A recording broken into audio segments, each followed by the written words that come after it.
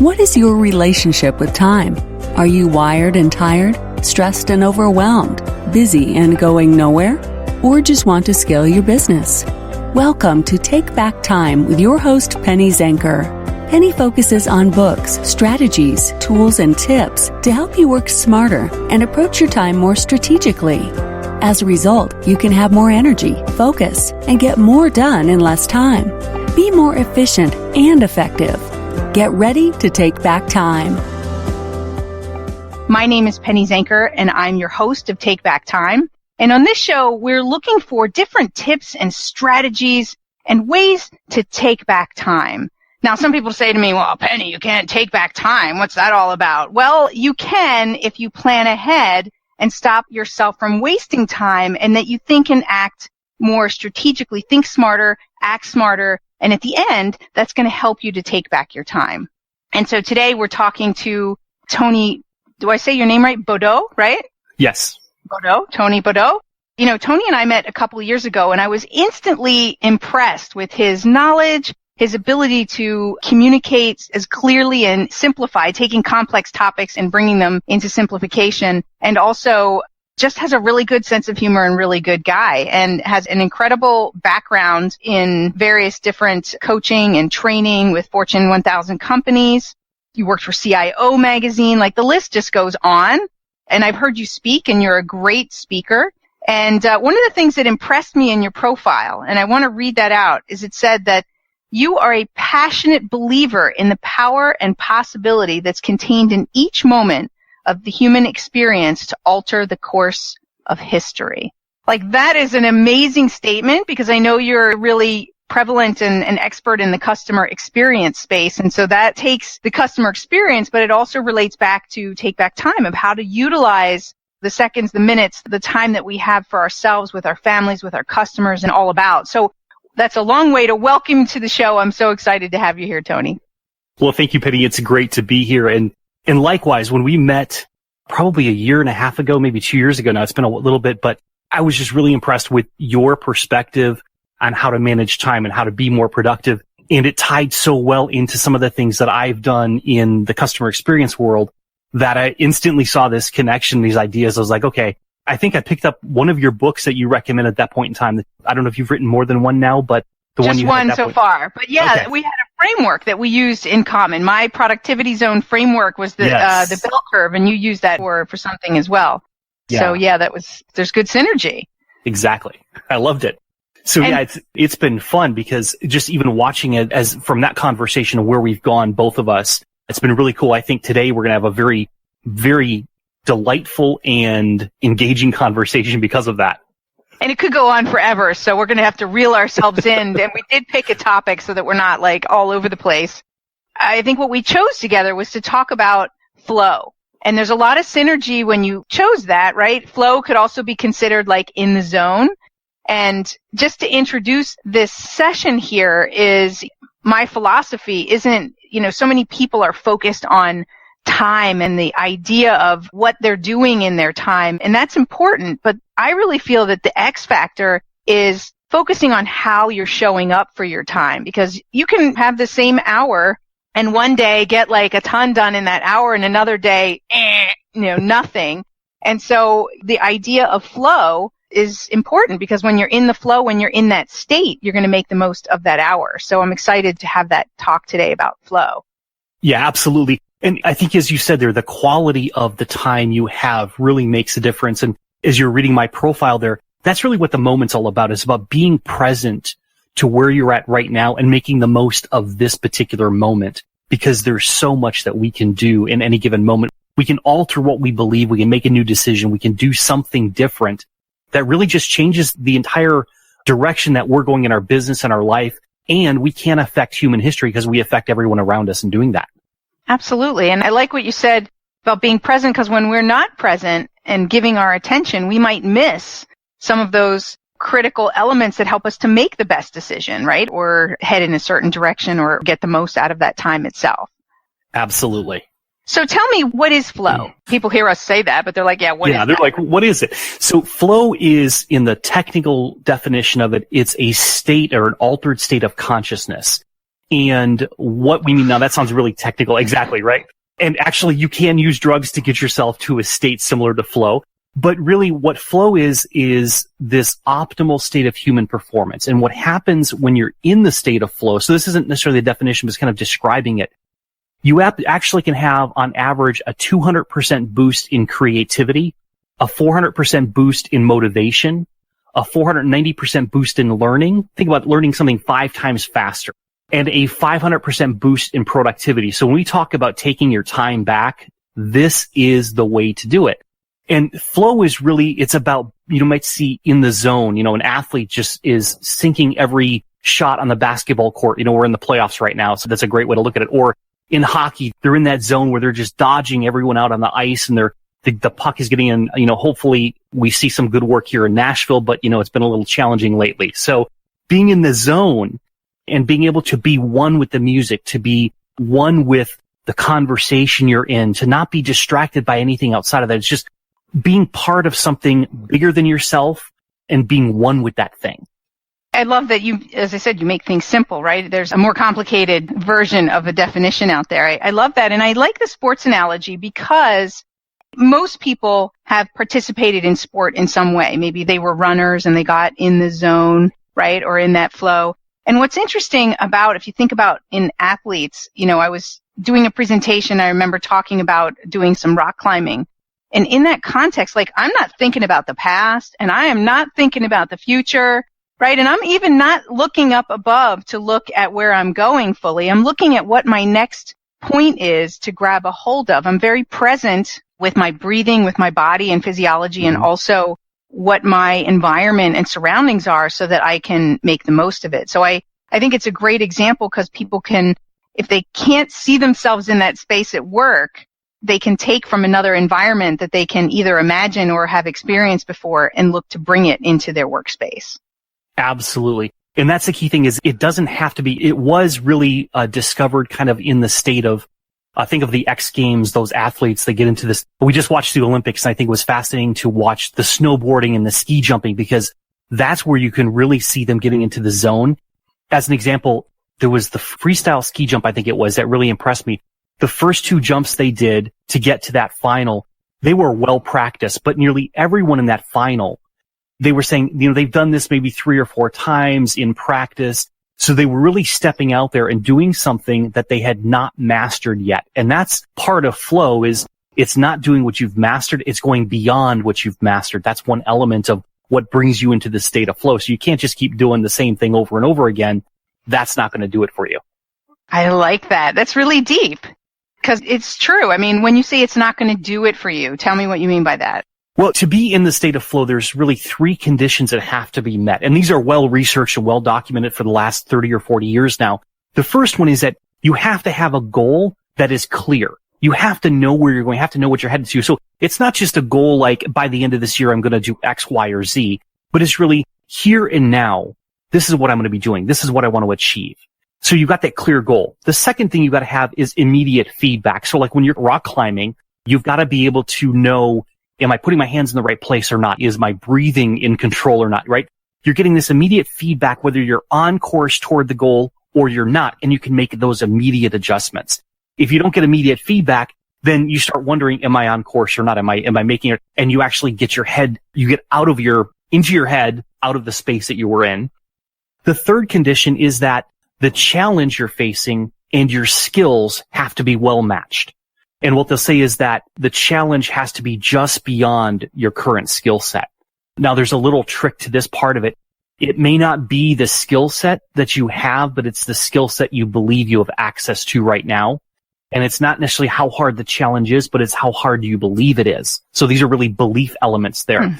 I'll give you a simple example. I have a good friend and a client of mine who's a real estate agent. She does a great job. She's in Northern Virginia, but she has a physical disability with her nervous system and that. And so there are some days where she just can't even get out of bed. And, we had this conversation. She said, yesterday I was just on top of my game and going, and today I can't even get out of bed. And I said, well, you have to look at where you are today and you have to judge your goals based on where you are today, not where you were yesterday, not where you'll be tomorrow. But in this moment, getting out of bed might be the achievement you need. And now that's an extreme example, but I look at, I mentioned before we jumped on here, I'm in the middle of writing a book right now with a good friend of ours, Betsy. And I can tell you that there's moments where I am frustrated. And last night, I was frustrated because there's a part of this book that I know I want in there and it just wasn't coming out. It wasn't flowing for me. And so that emotion kind of caught me off guard because I'm trying to get this to move. I'm trying to get the words on paper and they're just not coming. And so I had to actually step back from it, give myself a break, do something different. And then this morning I got back into it and man, the pages are just rolling off my keyboard. That's so true. I think everybody can relate to that, but they judge themselves that they should be achieving the same thing every day. And I know a lot of people who are listening to this, right, overachievers, beat themselves up at the end of the day because they're like, oh, I should have gotten so much more done, right? Tony Robbins says you should all over yourself. So I like that. And my personal trainer used to tell me that. He said, every day you're not going to come with the same level of the strength, different circumstances. You might not have slept as much or you might still be in recovery or whatever. And it's bring the best that you can for the circumstances and where you are. So right. Isn't there like a need for, how do you help people to accept where you are and understand what today's flow might be? Well, I think the easiest way that I have found is check in with your emotions, check in with what you're feeling, right? If you feel in a state of overwhelm, then you're going too far. And what I mean by that is it's one of two things happening typically. One is you're looking at the challenge and you're saying, this is too big for me. I can't do this. I don't have the skills, right? That's the belief about the challenge side. The other possibility is that you're trying to use habits that are not well designed or well suited for the challenge you are taking on. So you might believe that you can do something, but you're using old habits. And so you have to focus, raise your level of focus and intentionally do the task at hand. What will happen is when you either reduce the challenge, you kind of chunk it down into something smaller, or you increase the focus, suddenly you can actually move into that state of flow because you're at the edge of what you're capable of doing and you're at the edge of your skill sets at that point. And then all of a sudden you need the immediate feedback. The goal that you're headed for, and it just starts to get you into flow. So let me make sure I understood that. So when you break it down into small pieces, right, that's getting you that goal for the here and now. So it's like right. What's next versus the big goal that can get you overwhelmed, right? Right. So that's one way to get yourself like out of overwhelm. And I also heard you say to increase focus. So you can do one or you can do the other. So tell me, how do I increase focus from a flow perspective? Let me give you an example. Think of today it's, nice weather here in Nashville. If I was to go drive and pick up my daughter from school this afternoon, I probably would get in the car and just start driving and I'd be thinking about something else. The radio's on or I'm listening to a podcast or something, right? I'm really not paying attention to driving. I'm driving out of habit. But let's say traffic picks up and it starts raining. It's one of those spring torrential downpours, right? Suddenly, I'm going to turn the radio off. I'm going to turn off my podcast. I'm going to go full in and focus on the road, the drivers around me, the cars that are near me. And I'm going to slow down. That's where I go from habitual to focus. Now, we do the same thing in our day-to-day life. So as an example, as I'm writing or as I'm talking here, you can tell when I slow down in my speech, I'm actually focusing on what I'm going to say. And so that raises my ability to say, okay, what do I want to communicate here, right? And I'm trying to figure out the right words to say that. Whereas if I'm talking really fast, I'm speaking out of habit. I'm speaking out of things I already know. And so that's the way. So really slowing it down and putting your attention on what it is you're doing right here and right now. That's really the focus element of it. It's intentionally blocking out other options, other possibilities or distractions. Right. That makes sense. One of the things that I talk about when I talk about laser focus, and maybe this relates to this a little bit, is there's three parts of laser focus. So maybe increasing your focus is one, really getting connected and in touch with that goal. So that next thing that you're doing. So that's in line with what you're talking about. Number two is making sure you're in the mental focus. Yes. So sometimes we focus on what we don't want versus what we want, right? Mentally, we're not there. We want it. Our goal says we want it, but for some reason we're saying, I can't. Right? So getting that mental side together. And then, like you said, is the attention side of things is really honing in on what we're doing. And that's what we said in the sports thing is that you're focusing on where does my hand go next? If you're driving in the rain, you're going to be more conscious of holding the wheel and more conscious of what's going on around you. And one aspect to that that's really important, I think people may not be aware of, what's actually happening for you is that when you start to focus on a challenge that's just a little bit beyond your skill set, it actually causes certain parts of your brain to quiet. And it's the parts of the brain that determine your self-awareness. So when you quiet this down, you're no longer self-aware. You're actually one with what's happening or the task you're working on because you literally become part of it from a mental and conscious perspective. The other part to it is your time frame. How you think about time, actually, that part quiets down as well. And so you don't recognize how much time is passing. Maybe time flies by or time slows down for you because you have no relative judgment. Literally, those parts of the brain, they've done the fMRI scans where they're looking at what's happening in the brain, and they find that those two areas really quiet down, which allows you to put energy elsewhere in your brain because you can only have so much energy at any given point in time processing. And that's what creates these new connections where new ideas happen, or you learn a new skill set in a new way because you're connecting new neural pathways. So that's kind of the technical part of it. But what causes that is when you put your focus, as you said, you're focused on achieving something that you haven't quite mastered yet. You can't do it habitually. And you get yourself in that mind space of saying, this is what I'm going to do. And I know. Distractions are the enemy of productivity. Go to distractionquiz.com and find out your distraction profile. Are you a time zombie or a hamster? Take this free distraction quiz today to rate your ability to focus on what keeps you from being a wizard. Go to distractionquiz.com. I can do it. I love that. I never thought about that or knew about that certain parts of our brain kind of shut down and that you're not really conscious of the self-awareness. You're just one with it. Again, it's really deep. And I guess that's also the way we are. We're so complex and so interesting, right? The more you learn about the science behind this, that is really cool. One of the things that I like to challenge people with when I ask them in the zone, and I'm going to ask you, and we'll see, since you're the master of this, and I know that doesn't mean anything, that we're all working towards, there's always a new level, right, that we're putting up. But I ask people, what percentage of your time do you spend in the zone, or in this case, in the flow, so that we get more aware of where we are and where we want to be? So what would you say? What percentage of your time do you spend in that flow state? That's a tricky question because when you're in the flow state, you actually don't know you're in the flow state. It's only after you come out of it that you're actually aware of it because, again, you don't have self-awareness or time. But I would say on a daily basis, on a normal day, I give myself chunks of time, probably 2 to 3 hours, where I'm deliberately in flow related to work. Then there's also flow in relation to my kids. As an example, I'll shut everything off and just be with my kids or my wife. And so maybe an additional 35 to 45 minutes, something like that with the family relationships. Now, there's things I'm doing, like I could be cooking dinner and in a state of flow. I'm not measuring or tracking that, but I would say in a given day, probably a couple hours in flow. Now, I may be actually exaggerating that. I know what I block for myself. Right. Whether I'm always in the state of flow in that, I don't know for sure.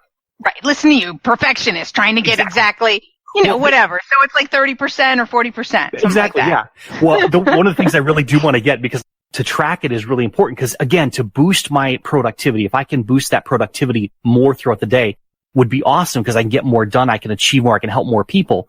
And so they do have biofeedback equipment now that you can actually, like a headset you can wear, and it'll actually track your brain waves and it'll tell you whether you're in that state or not.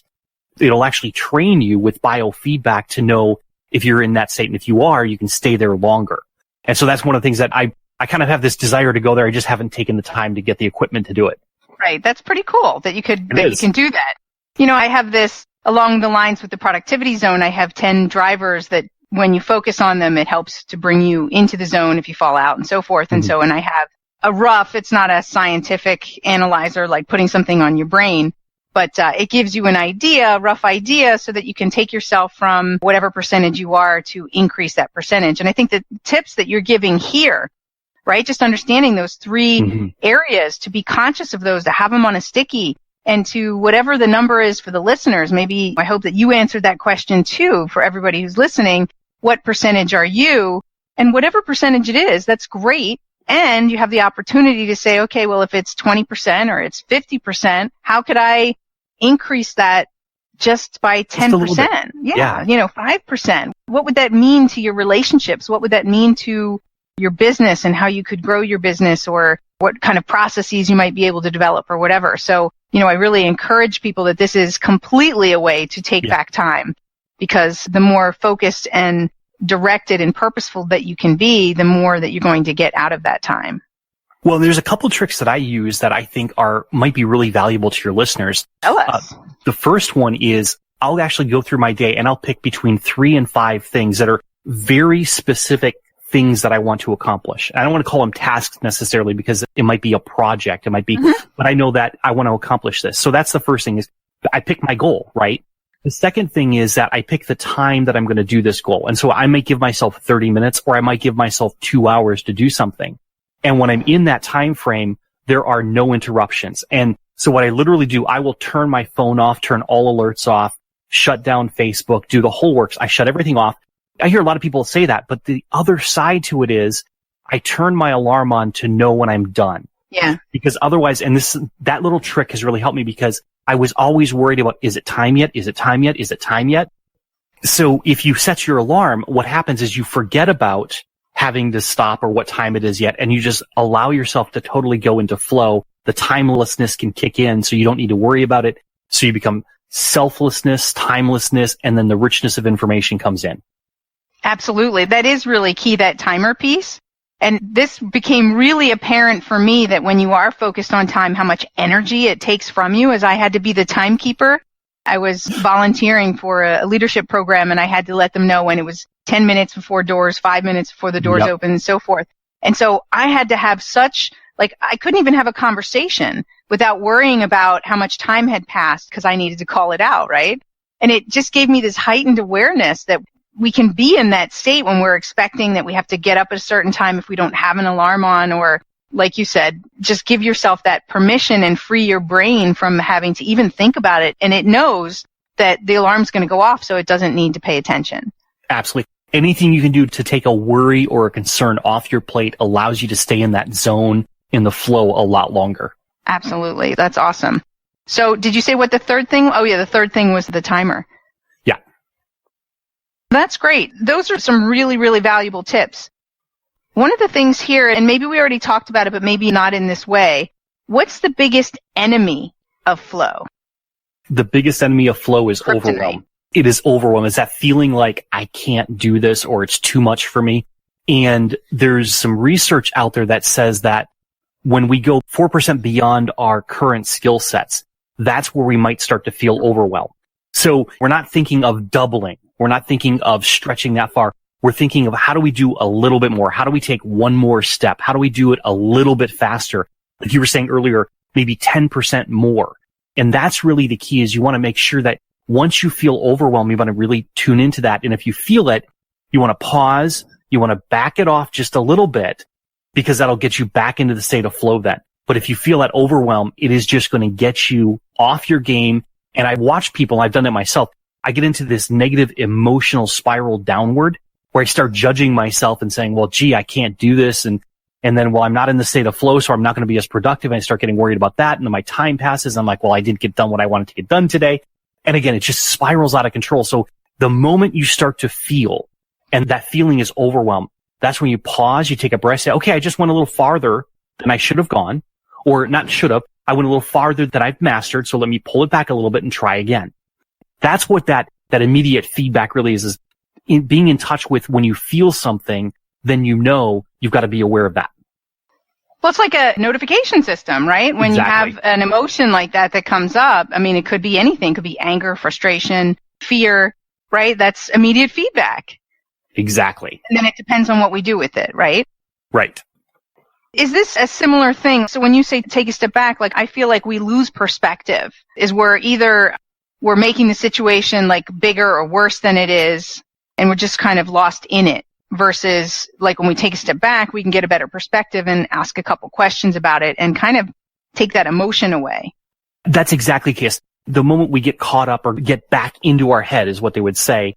The moment you get back into your head and you start thinking about what's happening, you've actually stepped out of that state of flow. So you want to get yourself back to, okay, what can I do right now? What can I do in the next 5 minutes? What can I do to take another step forward in this moment?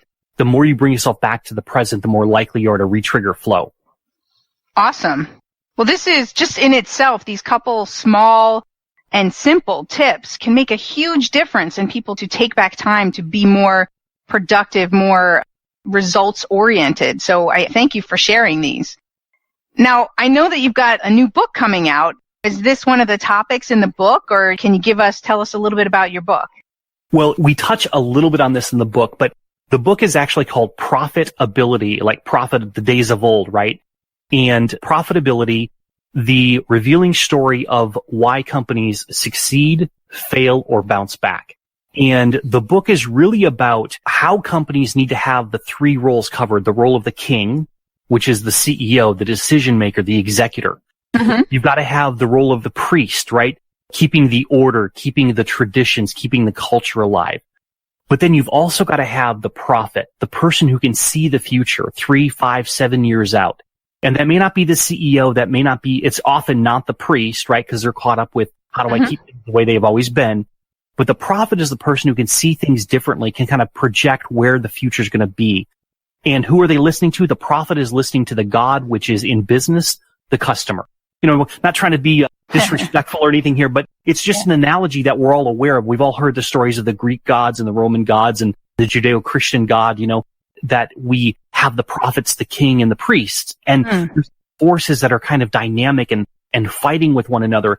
If we look at a company like Toys R Us, which is one of the examples we use in the book, back in 2005, they actually went through a leveraged buyout, and someone didn't do a good job predicting what was going to happen with Amazon and online shopping, or what Walmart and how Target and these other companies might react to that.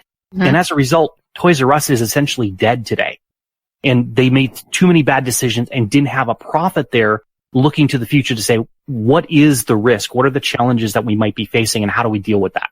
Right. Well, that's exciting. Is this like in a storytelling, or how do you bring this across? Well, it's storytelling and it's also science. There's kind of a mix between the two. Think of Betsy, my co-author, and I are not as established as something like a Malcolm Gladwell, but think about that type of concept where we're doing some storytelling and then applying the principles as well. So we're trying to balance that.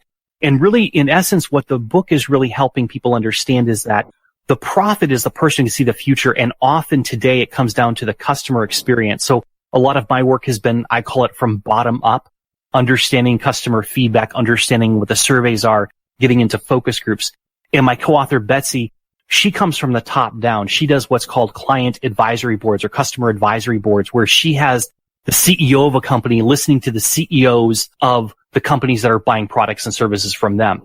And they really have this perspective of, here's where we see our business going in 3 to 5 years. And then with the bottom up approach that I give of, where are the customers seeing their lives in 1, 2, 3 years from now? And so it's really this forward-looking perspective, as opposed to most customer experience or customer service today is all about, how do I react in this moment right now? How do I solve this problem right now? And what we're trying to help people be aware of is that that's a path to disaster. Right. That's where failure happens. You look at IBM in the mid-'80s, that's what they were doing. They didn't have a profit on board until Lou Gerstner came on board with them. And you look at Toys R Us, they're an example of failure. You look at IBM, when they got rid of Steve Jobs, they were getting rid of the profit, and look what happened for the next 10 years or so of that company. Right. Apple, you mean? You said IBM. Sorry, I apologize. IBM. That's okay. Yeah, that's exciting. So when's your book due out, and how do people, is there a pre-registration, or how do they hear more about you? Yeah, the book is going to come out in early summer, so we're looking probably the June timeframe, early June. We don't have an exact date yet. And the best way to find out more about the book is to go to Profitability, that's PROPHET, profitabilitybook.com. So there it is, profitabilitybook.com. All right, awesome. Excellent. And so is there anything else that you want to share with our listeners or tell us before we sign off today? I think the first thing or the last thing I'd say, maybe the first thing, last thing, is, really get out there and try to get in the state of flow. Pick a goal that is something you can do immediately. Just experiment with it. It could be 5 minutes, could be 10 minutes, but pick a goal that you can do right now. Give yourself something that you've got immediate feedback. You're on course or off course, and stretch. Go beyond what you've been able to do before. It doesn't matter what area of life it is, but get accustomed to what it feels like to be in that state of flow, and then try it in every different aspect of your life. I mean, it's a phenomenal experience to have, and you'll see your own productivity really increase as a result. Well, thank you, Tony, so much for being here and all the great strategies and tips that you provided today. Thank you very much for having me, Penny. It's been awesome. And for all of you listeners, I just want to say you have a great opportunity right now. I always like to leave the episode giving you an opportunity to take that challenge. Tony gave you a challenge. Let's take it. Why don't you take it for the whole week? Start with, one block, but then expand it and ask yourself first this week, what percentage do you find yourself in flow? You don't have to think about it too long and hard. Just give yourself an idea. And then really look how you can expand that. Be more conscious of it during the week and choose selective blocks of time to really bring yourself into flow so that you can take back time, so that you can see how you can boost your productivity by, Tony said, 500%, right? So that's amazing. And we want to see what kind of results you get from this. And we'd love to have you share it back with us as well as to how you put these tips into practice and what they meant for your life. And remember, he also said that this related to not just your business, but also your personal life. And so this can be an effective resource for you in every area of your life to create greater fulfillment. Because I also believe that it's not really about productivity per se. It's about the results that we're looking to get.